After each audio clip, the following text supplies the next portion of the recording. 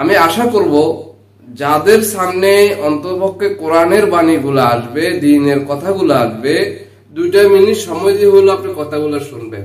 অবশ্যই এখন আপনার কাছে যদি ভালো নাও লাগে, আখিরাতের দিন দেখবেন এই 2 মিনিট আপনার জন্য অনেক কিছু হয়ে আপনার সামনে দাঁড়িয়ে আছে। আপনার নাজাতের জন্য 2 মিনিটও উসিলা হয়ে যেতে পারে।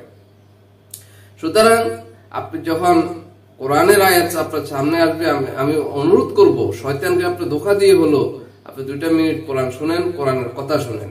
আল্লাহ পাক আমাদেরকে কোরআন শোনার তৌফিক দান করুন। আজকে আমি সূরা বাকারা 215 নম্বর আয়াত তেলাওয়াত করব। তেলাওয়াতের পাশাপাশি সংক্ষেপে, অত্যন্ত সংক্ষেপে আপনাদেরকে আমি এই আয়াতটা বিশ্লেষণ করে বলবো। ইনশাআল্লাহ আল্লাহ পাক বলার তৌফিক দান করুন, আমিন। আল্লাহ পাক সূরা বাকারা 215 নম্বর আয়াতে বলতেছেন, ইয়াসআলুনাকা মাযা ইউনফিকুনা কুল মা আনফাকতুম মিন খায়রিন ফালিল ওয়ালিদাইনি ওয়াল আকরাবিন ওয়াল ইয়াতামা ওয়াল মাসাকিনি وابن السبيل وما تفعلوا من خير فإن الله به عليم। আল্লাহ বলতেছেন নবীর উদ্দেশ্যে করে, লোকেরা আপনাকে জিজ্ঞাসা করে নিজের ধন সম্পদকে আমরা কোথায় ব্যয় করব, কোথায় ব্যয় করলে ভালো হয়। তখন আল্লাহ পাক নবীকে উদ্দেশ্য করে বলতেছেন, তাদেরকে আপনি জবাব দিয়ে দিন, যে অর্থই তোমরা ব্যয় করো না কেন তা নিজেদের পিতা মাতা, আত্মীয় স্বজন, ইয়াতিম মিসকিন এবং মুসাফিরদের পিছনে তোমরা ব্যয় করো। যে সৎ কাজ তোমরা করো না কেন আল্লাহ সব কিছুই জানেন, আল্লাহ সবকিছু অবগত আছেন। তুমি দান সদকা যাই করো না কেন সর্বপ্রথম অগ্রাধিকার ভিত্তিতে পিতা মাতা, আত্মীয় স্বজন, ইয়াতিম মিসকিন, মুসাফিরদের পিছনে ব্যয় করাকে অগ্রাধিকার দিতে হবে। কেন? এটার একটা তাৎপর্য আছে। আপনার ঘরে পিতা মাতা না খেয়ে আছে, আপনার আশপাশে আত্মীয় স্বজন না খেয়ে আছে, আপনার আশেপাশে ইয়াতিম মিসকিন গুলা না খাইয়ে অভাব অনটনের মধ্যে আছে। একজন মুসাফির আপনার কাছে হাত পাততেছে, কিন্তু আপনি এগুলার পিছনে আপনি ব্যয় না করে আপনি দুনিয়ায় দেখানোর জন্য ক্যামেরা বন্দী হয়ে বিভিন্ন জায়গায় জায়গায় যায় দান করতেছেন। হ্যাঁ, বিভিন্ন দূর দূরান্তে আপনি দান করতেছেন, অথচ আপনার আশপাশে যারা হকদার তাদেরকে আপনি দিচ্ছেন না। এখানে 4টা খাত সম্পর্কে বলা হয়েছে। সেটা হলো কি? পিতা মাতা, 2 নম্বরে আত্মীয় স্বজন, 3 নম্বরে ইয়াতিম মিসকিন, 4 নম্বরে মুসাফির। আমরা এই 4টা বিষয়ে সংক্ষেপে আপনাদেরকে বুঝিয়ে বলবো। আজকাল আমাদের সমাজে পিতা মাতার পিছনে মানুষ ব্যয় করাকে পছন্দই করে না। কেন করে না? আপনার ঘরের মধ্যে পিতা মাতা না খেয়ে শুয়ে আছে, আর আপনি শ্বশুর বাড়ির আত্মীয় স্বজনকে নিয়ে মজা করতেছেন, ফুর্তি করতেছেন, গরুর মাংস বা ফাঁক করে ফলাও গোস্ত, কোরমা বিরিয়ানি ফাঁক করে শ্বশুর বাড়ির আত্মীয় স্বজনকে নিয়ে আপনি তামাশা করতেছেন। ওইদিকে আপনার বৃদ্ধ পিতা মাতা ঘরে শুয়ে আছে, তাদের খবর নেন না। কত দুর্ভাগ্যজনক! যেই পিতা মাতা আপনাকে ছোট থেকে স্নেহের সহিত লালন পালন করে বড় করেছে, যে পিতা মাতা নিজের পায়ের মাথার গাম পায়ে ফেলেছে, যে মা নিজে আরামে না থেকে আপনি সন্তানকে আরামে রেখেছে, আজকে সেই সন্তানকে আপনি বড় করেছে, লালন পালন করেছে, একটা ভালো জায়গায় পৌঁছিয়ে আপনাকে বিয়ে করে দিয়েছে। আজকে বিয়ের পরে আপনি সেই বউর আত্মীয় স্বজনকে নিয়ে আপনি মজা তামাশা ফুর্তি করতেছেন, তাদের পিছনে ব্যয় করতেছেন, কিন্তু পিতা মাতার খবর নিচ্ছেন না। আল্লাহ পাক এই জন্য বলতেছেন, যদি তোমাকে ব্যয় করতে হয়, খরচ করতে হয়, সর্বপ্রথম তুমি তোমার পিতা মাতার জন্য ব্যয় করো। আল্লাহ পাক সূরা বনী ইসরাঈলে বলতেছেন, রব্বিরহামহুমা কামা রাব্বায়ানি সাগীরা। শুধু পিতামাতার জন্য দানই করবে না, পিতামাতার জন্য দোয়া করবে। নিজের জন্য যদি যখন তুমি দোয়া করো, অবশ্যই পিতামাতার জন্য দোয়া করবে। সেই দোয়াটাও আল্লাহ পাক শিখিয়ে দিয়েছেন, রব্বির হামহুমা কামা রব্বায়ানি সাগীরা। হে আল্লাহ, আমাকে যেইভাবে ছোটকালে পিতামাতা স্নেহ সহিত লালন পালন করেছে, তুমি ঠিক সেইভাবে আমার পিতামাতাকে তোমার স্নেহের ফলে লালন পালন করো। তাহলে যে আল্লাহ নিজের পিতা মাতার জন্য দোয়া করাকে আল্লাহ পাক কোরআনে শিখিয়ে দিয়েছেন, আর সেই পিতামাতাকে আমরা অবহেলিত চোখে দেখতেছি। যেই পিতামাতার পিছনে ব্যয় করার জন্য আল্লাহ পাক আমাদেরকে নির্দেশ করেছেন, সেই পিতামাতাকে নিয়ে আমরা উদাসীন হয়ে আছি। এরপরে আমরা দ্বিতীয় নম্বর বিষয়টা নিয়ে আলোচনা করব। দ্বিতীয় নম্বর বিষয়ে বলা আছে আত্মীয় স্বজন। আজকাল তো আমাদের সমাজের দিকে তাকালে দেখা যায় আত্মীয় স্বজনে আমরা বুঝি না কাকে আত্মীয় স্বজন বলে। আত্মীয় স্বজনকে যদি আমরা ভাগ করতে যাই, তিনটা ভাগে ভাগ করতে পারি। প্রথম নম্বরে করতে পারি রক্তের সম্পর্ক আত্মীয় স্বজন, দ্বিতীয় নম্বরে করতে পারি মায়ের দিকের আত্মীয় স্বজন, আর থার্ড ক্লাস তথা 3 নম্বরে করতে পারি শ্বশুর বাড়ির আত্মীয় স্বজন। অথচ আমাদের সমাজের দিকে তাকালে দেখা যায় এখন 3 নম্বর আত্মীয় স্বজনটাকে আমরা 1 নম্বর বানিয়ে ফেলছি। দুর্ভাগ্যজনক, এটা আমাদের জন্য অত্যন্ত দুর্ভাগ্যজনক যে রক্তের আত্মীয় স্বজনকে আমরা ভুলে গিয়ে আমরা শ্বশুর বাড়ির আত্মীয় স্বজনকে রক্তের মনে করছি, বরং তার চেয়ে বেশি মনে করছি। নিজে না খাওয়াইয়া হলো আমরা শ্বশুর বাড়ির আত্মীয় স্বজনকে খাওয়ানোর জন্য উদাসীন হয়ে যাচ্ছি, ব্যস্ত হয়ে যাচ্ছি। অথচ এই আত্মীয় স্বজন গুলো হলো আপনার জন্য থার্ড ক্লাস আত্মীয়। দেখুন, যদি দুনিয়ার দিকে যদি আপনি মিলাই দেখেন, আপনার এলাকায় আপনি একটা বিপদে পড়ছেন, কেউ আপনাকে মারার জন্য এসেছে। সর্বপ্রথম গন্ডগোল থাকুক, সম্পর্ক থাকুক বা নাই থাকুক, সম্পর্ক ভালো থাকুক খারাপ থাকুক, সর্বপ্রথম আপনার জন্য লাঠি নিয়ে আগাই আসবে আপনার চাচা ঝাটারা, নিজের ভাই বেড়াদার যারা আছে, রক্তের সম্পর্ক আত্মীয়।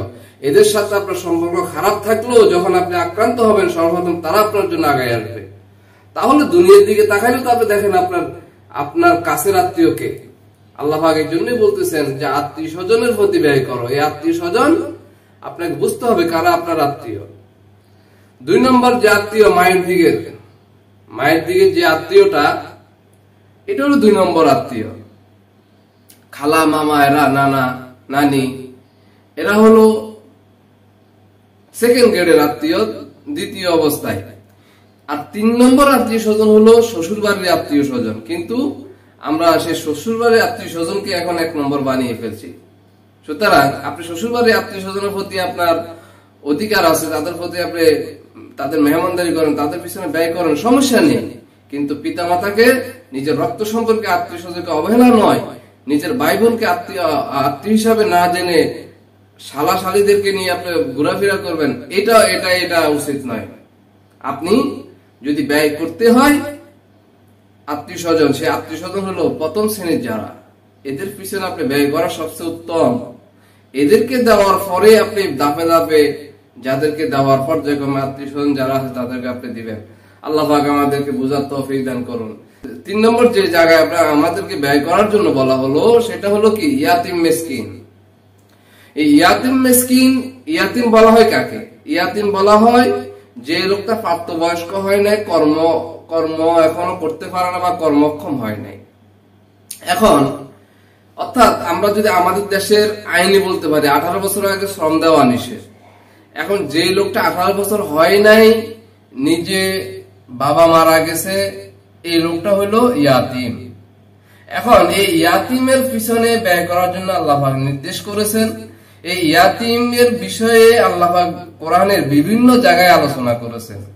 ইয়াতিম মিসকিনদের পিছনে ব্যয় করা সম্পর্কে অসংখ্য জায়গায় এটা আলোচনা আছে। তো আমরা ইয়াতিম বলতে যাদেরকে বুঝি আমরা সেটা বললাম। এবং এদের পিছনে দেখুন, আপনার বাড়ির আশপাশে অসংখ্য পিতা মাতা নাই, এরকম অসংখ্য সন্তান আছে, না খেয়ে আছে, কিন্তু আপনি দিচ্ছেন না। আপনার কাছে যখন তারা একটা বাটি নিয়ে আপনার কাছে হাত পাতায়, আমাকে 2টা টাকা ভিক্ষা দেন, আমি একটা সমস্যা আছি, আমার সমস্যাটা সমাধান করে দেন, কিন্তু আপনি সেই দিকে কোনো কর্ণপাত করেন না। আপনি তো ব্যয় করেন, সেই ব্যয়টা করেন কোথায়? সেই ব্যয়টা করেন। আপনি যে জায়গায় দিলে আপনার সুনাম হবে, যে জায়গায় দিলে আপনার নাম হবে, যশ হবে, খ্যাতি হবে, যে জায়গায় দিলে আপনার ভোটটা আপনাকে দিবে, যে জায়গায় ব্যয় করলে আপনি নেতা হিসাবে আপনার পিছনে ঘুরবে, ওই সমস্ত জায়গাগুলো আপনি ব্যয় করেন, কিন্তু আপনি ইয়াতিম মিসকিনদের খবর নেন না। দুর্ভাগ্য আপনি এই টাকাওয়ালাদের জন্য, যারা নিজেদের সম্পদকে নিজেদের সুনাম অর্জনের জন্য অখাতগুলায় ব্যয় করে, যে খাতে আল্লাহ দেওয়ারই কথা বলেন নাই সেই খাতগুলায় ব্যয় করে নিজের সুনাম অর্জন করতেছে। এই ব্যয় আপনার কাল কিয়ামতের মাঠে কোনো কাজেই লাগবে না। আল্লাহ পাক আমাদেরকে বোঝার তৌফিক দান করুন। 8 নম্বর যে আমাদেরকে ব্যয়ের যে কথাটা বলা হয়েছে, মুসাফিরটা আমরা 40 মাইল যখন একটা লোক পার হয়ে যায়, তখন ওই 40 মাইল পরে তার যদি তার থাকার বাসস্থান না থাকে বা নিজস্ব গন্তব্য মানে নিজস্ব যে বাসস্থান না থাকে, ওই লোকটা মুসাফির থাকে। এখন এই মুসাফির তো গরিব মিসকিন না, ভালো ব্যক্তিরাই মুসাফির হয়, এক জায়গা থেকে এক জায়গায় ভ্রমণে যায়। এখন তখন যদি তার কোনো কারণবশত তার পথেও শেষ হয়ে যায়, সাথে যে তার সামগ্রী ছিল, খাদ্য সামগ্রী, টাকা পয়সা যদি এগুলা শেষ হয়ে যায়, তখন এই লোকটা যে বিপদে পড়ে, এই লোকটার প্রতি আপনি খরচ করাটা আপনার জন্য অবশ্যই কর্তব্য হয়ে যায়। কারণ লোকটা তখন ব্যক্তিত্বকে পরিত্যাগ করে মানুষের কাছে ভিক্ষা করতে পারে না, কারণ সেই তো কোনো গরিব লোক নয়, কিন্তু সে কারণবশত আজকে অভাবী হয়ে গেছে। এই মুসাফিরদের পিছনে আপনাকে ব্যয় করতে বলা হয়েছে। আমাদের শহর অঞ্চলের দিকে তাকালে দেখা যায় লোকটা ভালোই আছে, ফ্যামিলি নিয়ে কোনো কাজে ঢাকায় এসেছে, চিকিৎসার জন্য এসেছে, যে কোথাও কারণে এসেছে, কিন্তু ঢাকায় আসার পরে তাকে পকেট মার টাকা নিয়ে গেছে, হাইজাকার ধরে তার সমস্ত কিছু ছিনিয়ে নিয়ে গেছে। এখন এই লোকটা এলাকায় হয়তো পয়সাওয়ালা, হয়তো এলাকায় প্রভাবশালী ব্যক্তি, কিন্তু এই মুহূর্তে সে এইখানে একেবারে শূন্য, একেবারে গরিব। তাহলে এই লোকটার প্রতি আপনার সহানুভূতি দেখাটা আপনার জন্য কর্তব্য হয়ে যায়। যদিও বলতে পারেন যে এখন তো বিকাশের যুগ, ব্যাংকিং যুগ, চাইলে সে টাকা আনতে পারে। কিছু লোক আছে বিকাশে যে টাকা আনবে এরকম ব্যবস্থা থাকে না, কারণ হলো তাকে অচেতন অবস্থায় নেশাজাত দ্রব্য মিশিয়ে তাকে অজ্ঞান করে দেয়। আপনি এই লোকটার দেখাশোনা করা আপনার জন্য ওয়াজিব হয়ে যায়, কারণ এই লোকটার পকেটে টাকাও নাই, এই লোকটা নিজের সেন্সও নাই। আপনি এই লোকটাকে দেখে ফেলে যাবেন না, এই লোকটার পিছনে অবশ্যই আপনাকে সময় দিয়ে তাকে একটা মেডিকেলে নিয়ে সুস্থ করে তার বাড়ি পর্যন্ত ব্যবস্থা করাটা আপনার কর্তব্য হয়ে যায়।